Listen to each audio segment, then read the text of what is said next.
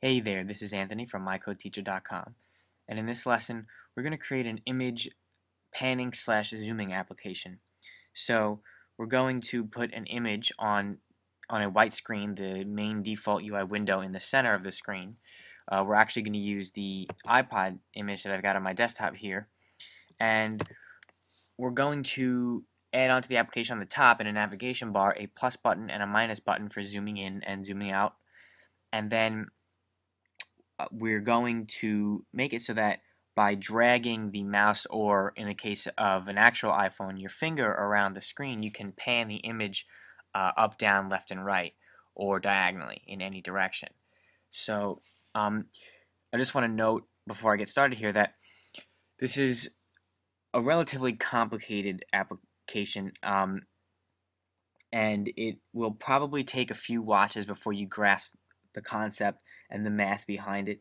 It's not horrifically complex, but it might be confusing to understand why we have so many variables and why we're doing calculations in what situations. And so don't get scared if you initially don't understand what's going on. Just stick with it.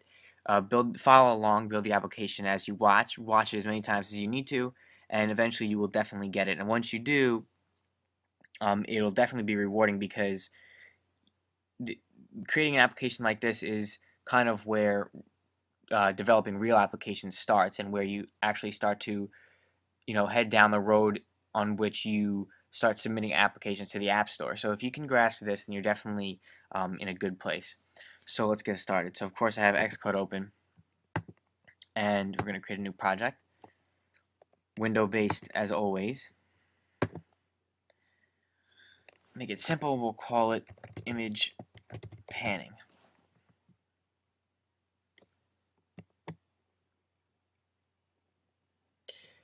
Okay, so the first thing we're going to want to do is we're going to set up the image view in which we're going to place the image. So you have an object called the UI image, which you can create an instance of and store an image in it, JPEG, GIF, PNG, a few other formats, and it stores the image data, and it can be drawn onto the screen by means of a UI image view. So basically what the UI image view does is it converts the image format into a format that the iPhone or UI view can read and output onto the screen. So an image view is basically a container for an image. So you're going to always want to use an image view to put an image onto the screen. So let's drag this to different space here. There we go. So first we are going to create that image view. So if you go into the library here, of course if you don't have it open, you can go to navigate to Tools Library. Here in underneath Data Views, we have a UI image view, and the description displays a single image or an animation if you so desire. And so we're just going to allow it to fill the screen. And now the way this is going to work is we're going to, if we go to the Attributes Inspector here, if you don't have that open, you can go to Tools, Attributes Inspector, and in the Mode dropdown, we're going to choose Scale to Fill. And what that means is the image that the UI image view displays, so the image that sits inside the image view, is going to fill the image view. So it's going to stretch so that it touches the frame, the boundaries, the end of the image view on left, right, top, and bottom. So if we put this tiny little iPod image into this image view here, it's when the application launches, and when we take a look at the screen, the iPod image is going to stretch to completely fill this whole rectangle here. So basically what we're going to do is, instead of resizing the image itself, we're going to just resize the image view container, and that will in turn resize the image. So we're going to do all of our frame resizing and redrawing to the image view, and leave the actual image the original size that it is. Okay, so we'll save this. And now we need to go back to Xcode. We need to add this iPod image to our project so that we can make use of it. So we're going to drag right from the desktop into the resources folder. We're going to check copy items into destinations group folder, and what that does is it copies it into the project folder here, so that if something goes wrong, if this original image is misplaced or moved or something, or even deleted, the image added to your project still exists because there's a copy of it. So I like to do this pretty much all the time because I know that I don't have to worry about anything going wrong with images or any files that I add to my projects. So again, you always want to check copy items into destinations group folder. Okay, so now we've added the iPod image to our project. So now let's go back to Interface Builder and let's click on the image view, and then we have a drop down here of the image we want it to store. So we're not actually going to do that here. We're going to do it in code, and but if we're going to do it in code because I want to show you how to do that. It's not very complicated, but we also want to see. We also need to create an instance of UI image so that we can get the size of the image and do some math with that. But if you're creating a simpler application where you're not going to be resizing, you can very easily select from the drop down here. So let's go back to Xcode and let's get started on our coding here. So the first thing we're going to want to do is we're going to want to go to the .h file, the appdelegate.h file, and create an image instance variable. So this instance variable, this UI image instance, is going to store a reference to our iPod image, or the object that contains the iPod image, so that we can reference it without creating another copy of the image and basically wasting space. So in the application did finish launching method, since it makes the most sense to do it here, we're going to create an image object and store it in the image instance variable. So UI image name. So we have a class method here that creates an image object and returns it, or an instance of UI image, and that method name is image named, and then we plug in the name of the image followed by the extension, and now we have here an image object, an UI image instance containing this iPod image here. Okay, so now what we need to do is we're going to create our zoom in and zoom out methods. So those are definitely a bit simpler than what we're going to have to do to add panning functionality to the application. So we're going to do that first, get that out of the way, and then we'll get to the harder part of the application. So let's just set up our interface. Let's go back to Interface Builder and add those zoom in and zoom out buttons and that navigation bar on top. So we're going to drag this down. Of course, again, this doesn't matter because we're going to be resizing and moving around the image view all in code. So really all that matters is that we have one. So let's, from the library, drag on a navigation bar.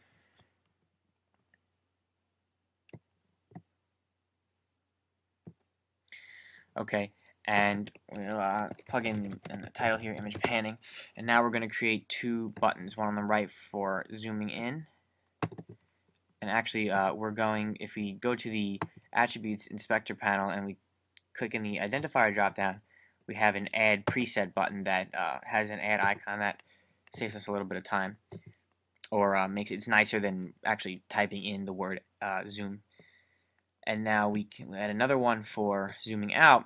Now there's no minus or zoom out preset, so we'll just give it the title. We'll give it a dash here, but actually that's kind of small and looks silly, so I have the character viewer here, and we're just going to in the punctuation list or menu item, we're going to select that, and then now we're going to do a nice long dash here and drag that in. Delete the first one, and now hit enter. Now the minus dash here is a little bit longer and looks a bit nicer. It still doesn't look all that great, but it definitely gets the job done for what we're doing here. So we'll save that. And now let's go back to Xcode, and in our image panning appdelegate.h file, let's notify interface builder that there's going to be a zoom in and a zoom out action, and we're going to connect the two buttons we just created to these actions here.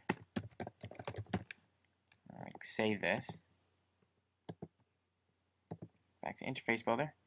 And now let's give ourselves a bit of room here.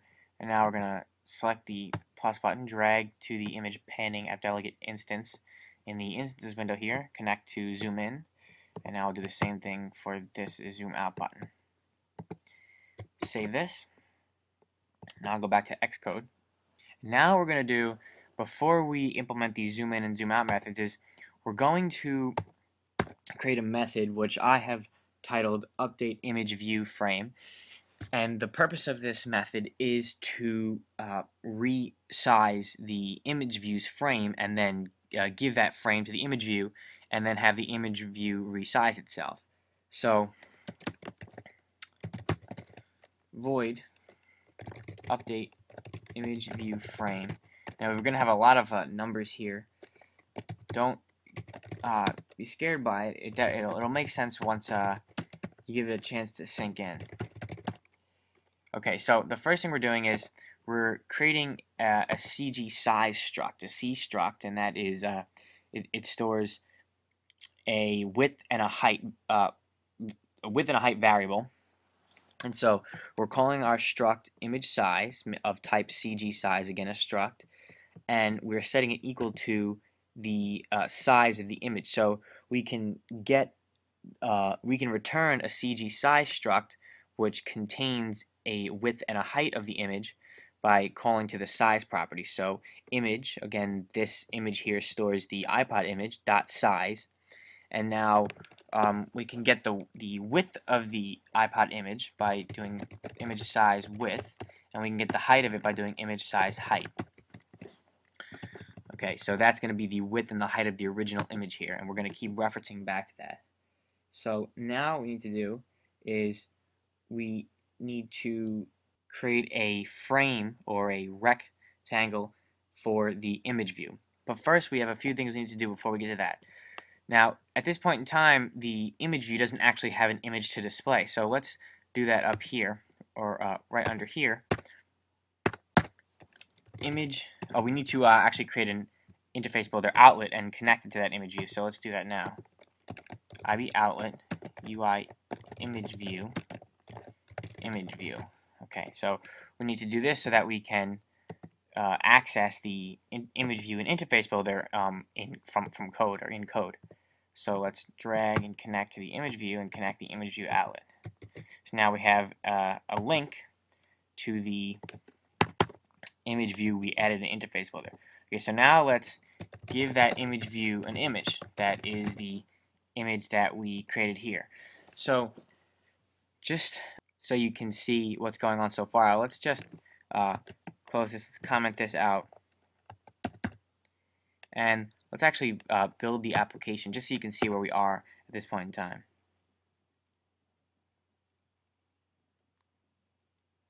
So I'm probably going to do this a few times so that you can see what changes we've made as we progress. Okay, so you can see here that the original iPod image was stretched to fill the image view's frame, and now the image view's frame definitely goes up beyond the bottom of the screen here. We're going to leave that for now. Doesn't really matter, but it's just something to note. So if we open the original image in preview, you can see how much smaller it actually is. And you can definitely see that we've distorted the image here.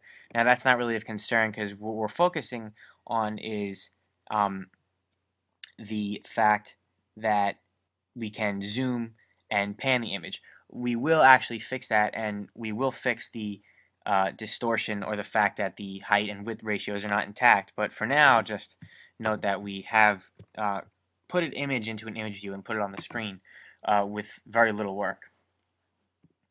Okay, so now we're going to need to create a zoom factor. So we're going to create a variable here, an instance variable for the AppDelegate class, and we're going to call it current zoom, and that's going to be how zoomed in the image is at any point in time. So of course we're going to default that to 1.0, or its original size.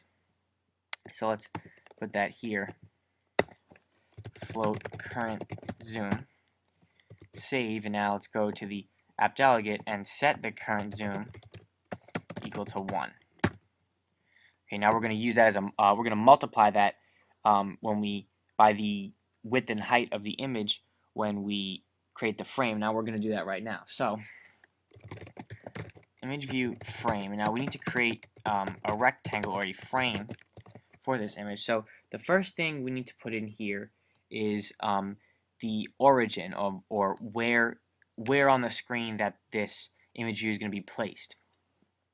So the first one is the X value of where it's going to be placed on the screen. Now one thing I want to mention here, if we go back to Interface Builder, click on Window, and go to the Size panel, you can see here that here we have at the top left corner, that's the default, the X and Y axes start, or the point 0, on the X and Y axes of the screen are in the top left corner. So up here is 0, in the top left corner. So it's just something to note. So let's go back to Xcode. And so now the first thing we're going to do is we're going again to give this an X value. So what we want to do is we want to center this image in the screen.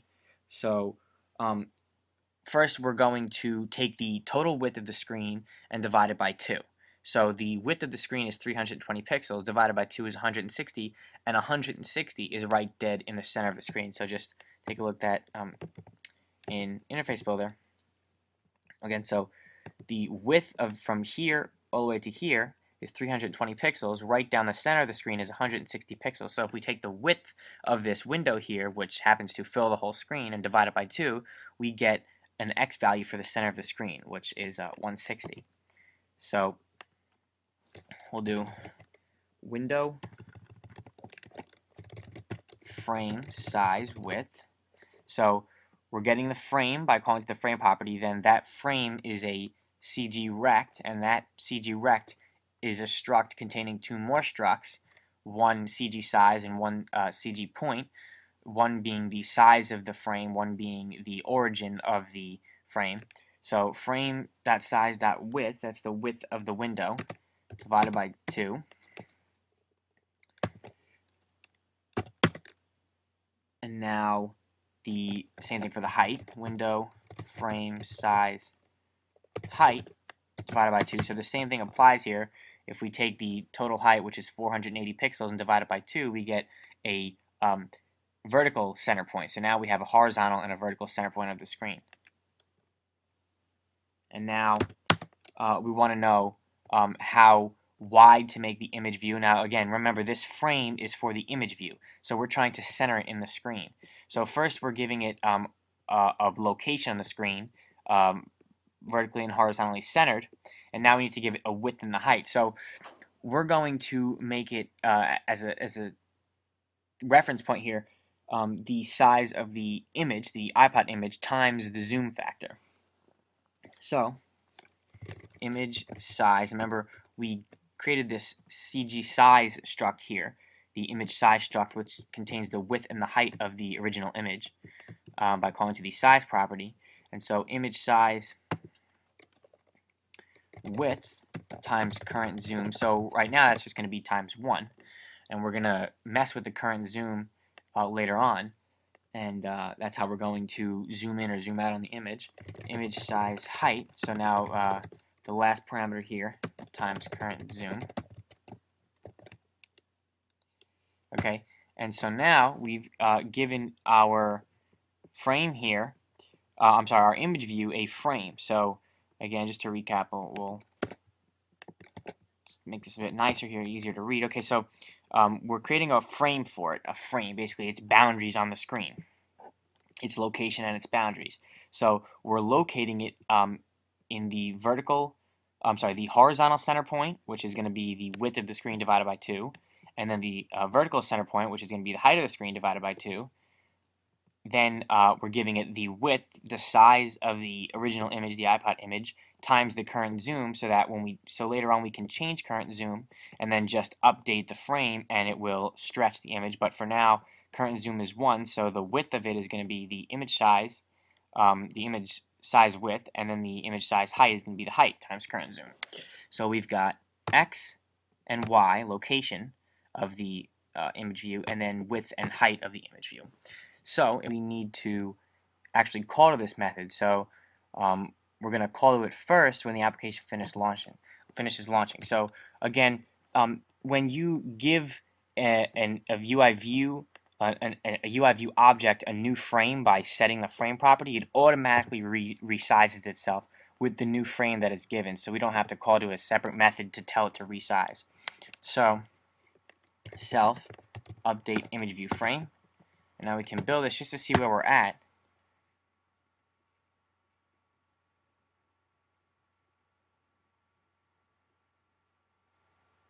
Okay, so now you see that we're close, but there's a small problem here. It's not exactly centered. It's somewhere near the center. Now, the reason for that is we have a bit of calibrating to do, in that the image begins at the vertical and horizontal center points. So this point right here, where the image begins, is the center of the screen. But now what we need to do is we need to cut the image in half, basically horizontally and vertically, and now subtract that, so we move it over about the half of the image size to the left, and then we move it up half of the image size from top to bottom up. So let's do that now. So we need to take half of the image's width and subtract that from the x point, and do the same thing for the height. So minus image size width times current zoom, because we're always going to multiply by current zoom so that we can simply change it, and then the whole image will be moved and resized. And then the same thing for height. Image size height times current zoom divided by 2. And now if we build it,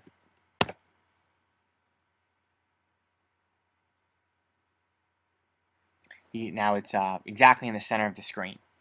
Okay, so now let's quit this and let's continue with what we need to do next here. So we've set everything up, and now all we have to do for the zooming in and zooming out is actually implement the zoom in and zoom out methods.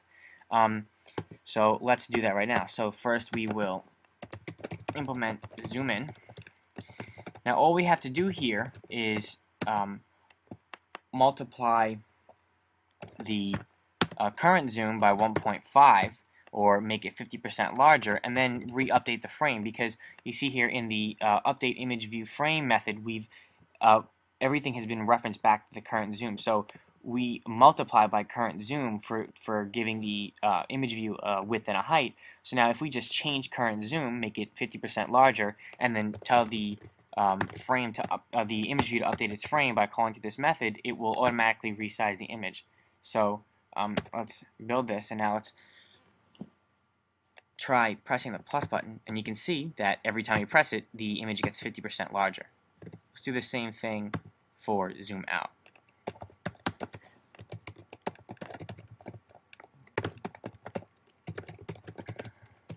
And we're just going to divide by 50%, or I'm sorry, subtract 50%, or divide by 1.5. Self update image view frame. Now let's build.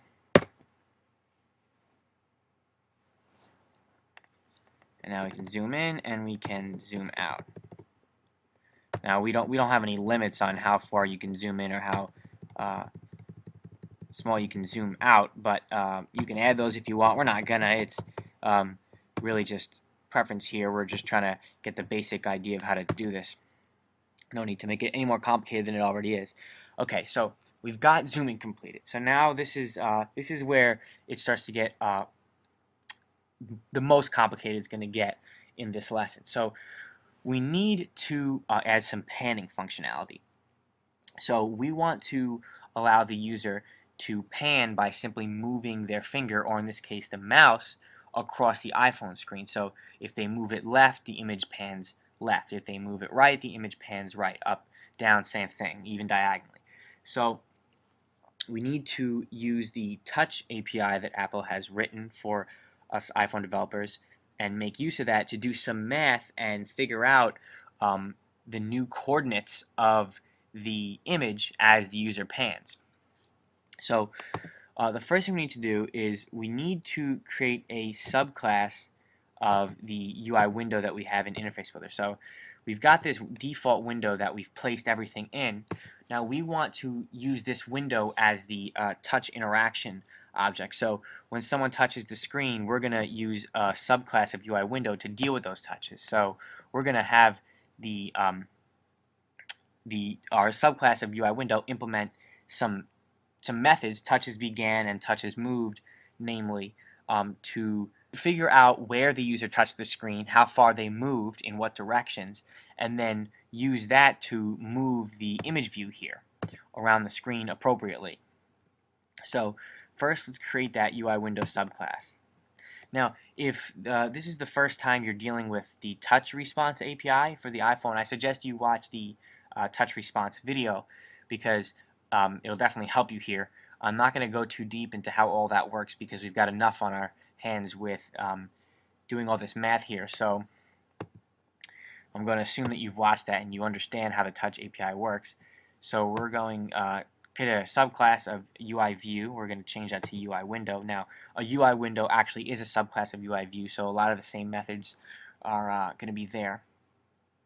So we'll call it panning window.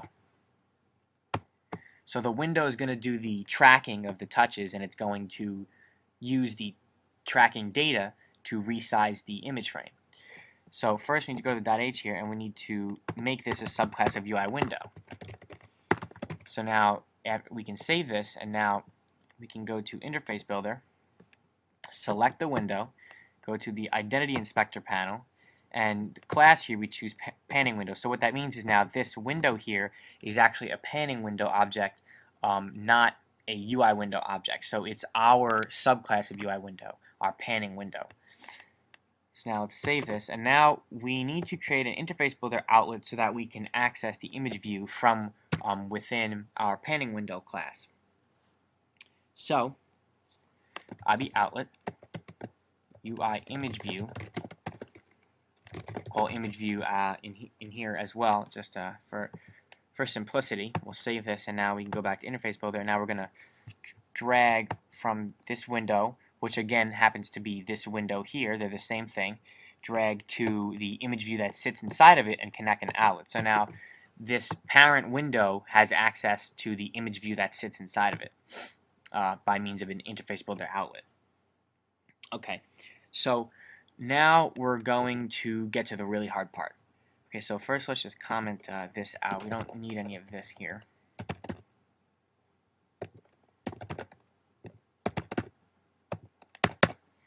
Okay, so again, I'm going to assume that you've watched the touch response API video, and I'm not really going to explain how that all works because, again, we have enough going on here already without having to figure out how that works. Okay, so first we implement the touches began method. So remember here that the iPhone checks to see if each view implements these touches method. If it does, it sends it calls to these methods or sends messages to these views, tells them that there's been a touch inside of the view, and then you can implement this method here, use the touches set here to figure out where the touches were. So of course when someone first touches on the screen, when they first put their finger down on the screen, touches began is called. So that's going to be the first touch method that's called, and we're going to be able to figure out where the user first touched the screen.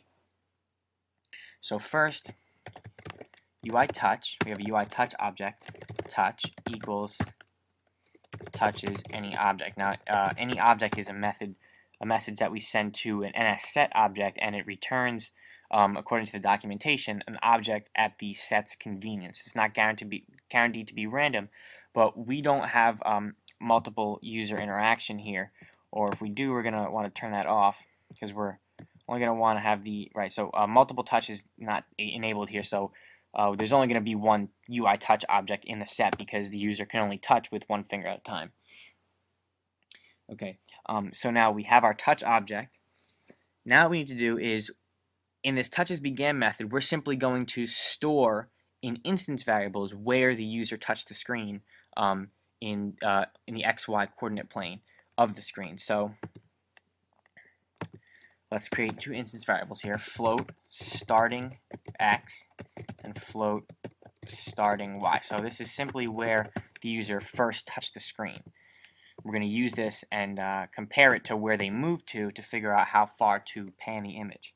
So starting x equals touch location in view self dot x, starting y equals touch location in view self dot y. Okay, so just a quick recap here. There's a UI touch object method called location in view. You pass in the view that you want to figure out where the user touched in. So we're passing in self, so we want to know where the user touched inside the window. That returns a CG point struct, and then we access its x variable and its y variable, and then we store that in starting x and starting y. So now starting x stores where the user first touched the screen in the x coordinate, in the x plane, and then the starting y instance variable stores where the user first touched the screen on the y-axis. Okay, so now our touchesBegan method is complete. Now this is the last method we need to implement, but it's quite lengthy and there's a lot going on. This is the touches moved NSSet. So I'm going to explain this in increments, and we're probably going to build a few times before we actually complete, just so you can see where we are at each point in time. So the first thing we want to do is we want to figure out where the image view is currently located. So forget about where the user is touching the screen for a quick second, and we're going to get the point that the image view is sitting. So we want to know the origin of the image view, or the image on the screen. So we're going to use a CG point struct, current point. This is going to be the current point of the image view dot frame dot origin. And now this is a CG point struct that stores x and y coordinates of where the image view is currently on the screen. Now we're just going to declare two variables here, x for view and y for view. These are going to be the new x and y coordinates after the user moves that we're going to give back to the image view, and that's going to tell the image view where it should move to. So these are going to be the x and y coordinates of the new location on the screen of the image. Okay, so now let's do the same thing we did above. Let's get the touch object. Okay, so now let's declare a float here, new x, and initialize it. Touch location in view self dot x. Okay, so now this is where the user moved their finger to. So here in touchesBegan, we store where they start touching on the screen. Now we're storing in this new x variable where they move their finger to, or the new x location after they move their finger across the screen. Now we're just going to declare float delta x. So this is going to be the change in the x-axis after the user moves their finger. So we're going to get the net change here. So okay, so now we need an if statement. If starting x is greater than new x. So what this means is, if where the user touched their screen was had a greater x value than where they moved their finger to, we know that the user moved their finger to the left. So let's go to Interface Builder here for a second. If the user starts with their finger on the screen right here, where my mouse is, this let's say this has an x value of let's say 220. If they move their finger to here, this is a lower x value, let's say 190. So if the starting point, 220, is greater than the ending point, or where they move to, which is going to be 190 over here, then we know that they move their finger to the left. Starting greater, as you move to the right here, the x values get greater and greater. So here is larger than here. So if the starting point is greater than where they move to, the ending point, then we know they slid their finger or moved their finger to the left across the screen. Okay, so let's go back to Xcode. So now that we know why we have this if statement, so basically we're saying if the user moved their finger to the left, delta x, change in x equals starting x minus new x.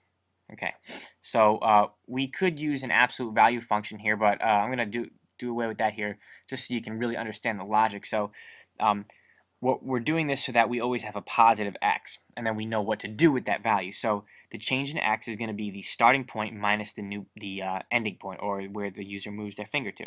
So now we have how far in pixels the user moved their finger across the screen. So the change in x. So now, x for view, the new location that the image view should be placed at, is going to be current point x, so where the image view currently is, minus delta x, minus the change in x. So we're going to take the current point and subtract the change in x, because we know that the user moved their finger to the left, so now we're going to subtract the change in x, and the image view is going to now move to the left. It's going to have a less x value because we're subtracting the change from it. So now let's end this here, and just so you can see where we are, let's actually give this new frame to the image view. So cgrect new frame equals cgrect make x for view current point y. We're going to obviously change this current point y, but we're just plugging this in so that the y value doesn't change, just so you can see how this works. And then now this is going to be a constant. Image view frame size width and image view frame size height. Okay, so we've created a new frame for the image view, and all we've changed is the x coordinates. So we're plugging in the y value that it's already at, so that's not going to change. We're plugging in the width that it already is, so image view frame size width, its current width, and then we're giving it the exact same height that it currently is. So the only thing that's going to change here is its x location. So now let's give that new frame to the image view. Image view frame equals new frame. And now let's close this here, and we'll build. Now, of course, it's not going to be perfect, and it's only going to work for when you move the mouse to the left, drag to the left, but just so you can get a basic idea of what's going on. So let's zoom in a bit, and now if you drag to the left, now you can see as you move, it progressively goes faster and faster, and that's because every time you move, you can see here delta x is obtained by taking the starting point and subtracting from the new point. So that change is going to get larger and larger, and eventually it's larger than it's supposed to be. So we need to make the starting x equal to the new x, so that the next time the user, or when the user continues to move, it doesn't get basically geometrically larger. It doesn't multiply the distance. It's always relative and what we want it to be. So now if we rebuild,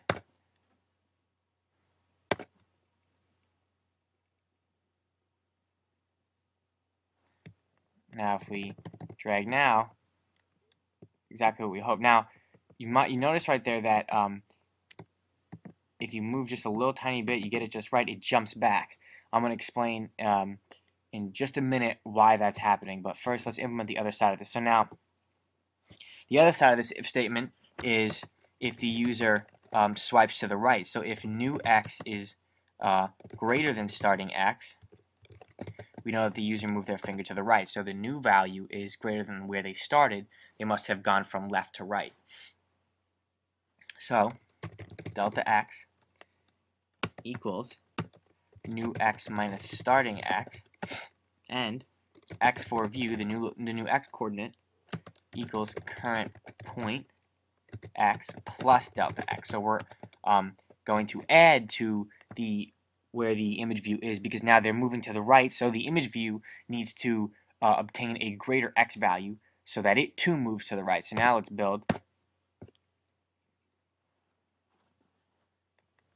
And so move to the right, it moves to the right, and move to the left, and moves to the left. Now again, that jumping. So the reason for that jumping is, you can see here, on one side of the if statement, starting x is greater than new x. On the other side, new x is greater than starting x. But what if neither is true? What if they're equal? Well, if they're equal, we haven't, the x for view you see here, if neither of these if statements passes true, then x for view is never actually given a value, and so it's going to be 0. You can see here that we initialize it, or we declare it up here, but we don't give it a value. So what we want to do is to fix that jumping, else x for view equals current point x. So we're going to tell it to be exactly where it is, not to move. So now if we build,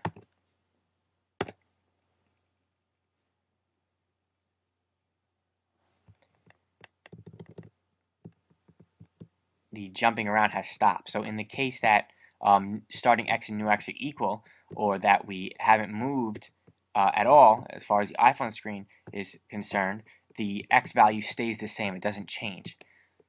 So instead of jumping back to 0 or no value, it stays what it last was. So now the jumping is fixed.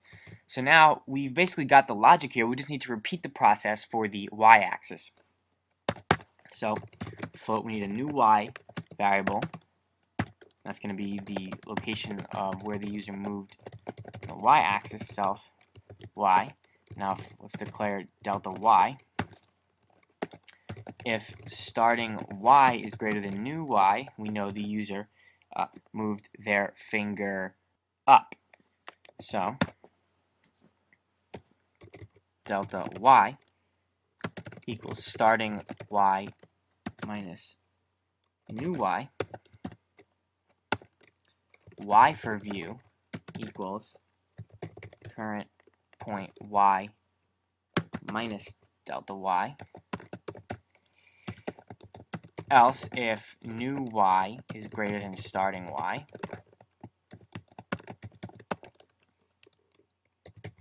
delta y equals new y minus starting y.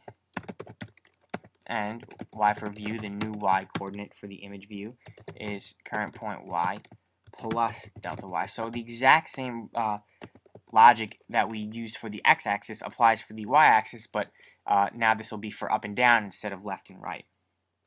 And again, to fix the jumping back to 0, if there's no change in y, then we're just going to set the new y equal to the old y, or the exact same value. So now let's plug in the y for view so that the new y is plugged in, and now do the same thing so that the change in y doesn't get progressively larger. Fix that there, and now build the application.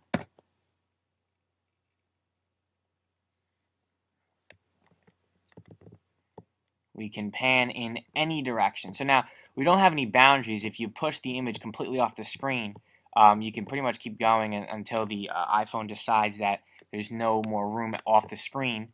But we're not going to add any boundaries. You can see basically we've got what we intended to create. We've got a zoom in, a zoom out, and a pan. So there was some sort of complicated math, not totally complicated once you understand why it makes sense and why it works. So if you didn't get it, I strongly advise you to watch again, because I know it will click eventually. You just need to kind of hang in there until you grasp the whole concept of why the panning works this way. So I'm Anthony from mycodeteacher.com. This concludes the image panning / zooming application lesson. I hope you learned a lot, and I hope you tune into future lessons. Thanks for watching.